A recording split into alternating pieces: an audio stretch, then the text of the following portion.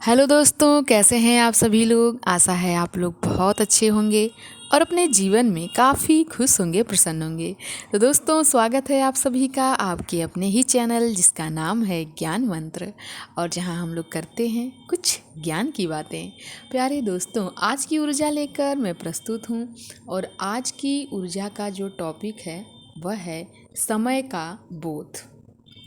समय का बोध आज का जो ये ऊर्जा का टॉपिक है, बहुत ही अच्छा टॉपिक जो हमें समय की कीमत को बताएगा और समय का क्या महत्व है हमारे जीवन में। इस बारे में जानने के बाद हम अवश्य अपने समय का ध्यान रखेंगे कि हमारा समय कैसे और किस तरीके से व्यतीत हो रहा है। तो चलिए दोस्तों, बढ़ते हैं आगे आज की ऊर्जा में। समय की गति अनिश्चित और तर्क से परे है। जिसने समय के चलायमान स्वरूप को समझ लिया, वह आज की सुख समृद्धि या प्रशंसा पर नहीं इतराएगा, न ही आज के कष्ट, बाधाएं, निंदा उसे विचलित करेंगे। वह आश्वस्त रहता है कि परिस्थिति अनुकूल हो या प्रतिकूल, किसी भी क्षण पलट सकती है। इस समझ के कारण वह दूसरों के प्रति दुराव, शत्रुता या वैमनस्य नहीं रखता, बल्कि उसके हृदय में सभी के प्रति सद्भावना और प्रेम बरकरार रहता है।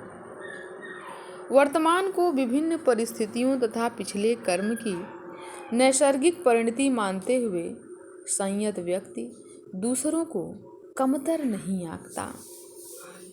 इसीलिए उसे समाज से अनवरत सम्मान मिलता है। इसके विपरीत मध्यम सोच के व्यक्ति में आज की संपन्नता, प्रसिद्धि से अहंकार समा जाता है।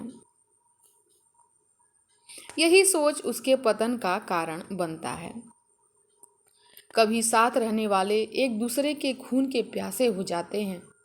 जिस प्रियजन के न रहने पर जीना असंभव था, उससे बिछड़ने के वर्ष भर में व्यक्ति की दिनचर्या सामान्य हो जाती है। समय का कोई मोल नहीं, किंतु इससे बहुमूल्य कुछ भी नहीं। जिसने यह जान लिया, समय उसे अनमोल बना देगा। समय से कीमती कुछ है तो वही जिसे हम समय देते हैं। यह राजा से रंक तक सभी को बराबर उपलब्ध है। समय कम होने या न मिलने की शिकायत उन्हें अधिक रहती है जो इसका सही उपयोग नहीं करते।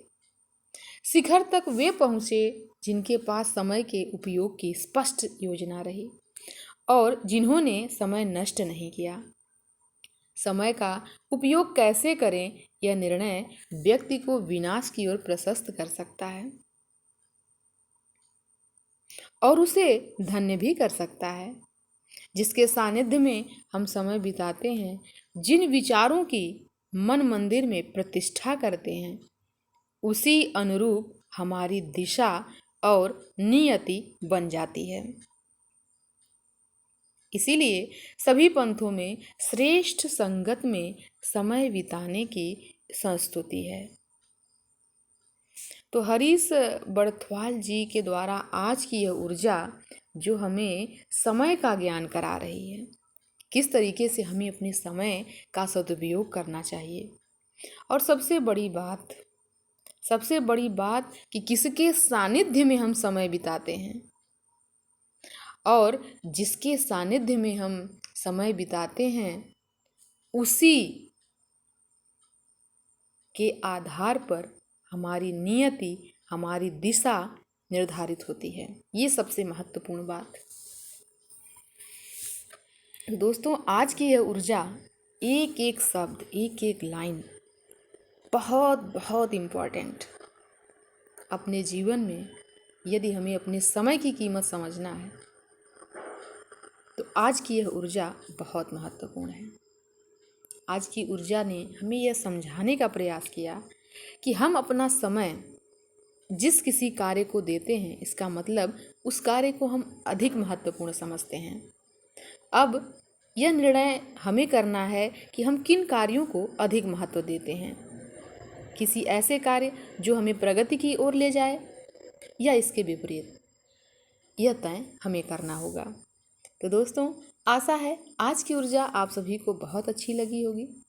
आज की ऊर्जा को हम यही समाप्त करते हैं। मिलते हैं एक नई ऊर्जा में नए वीडियो के साथ। धन्यवाद।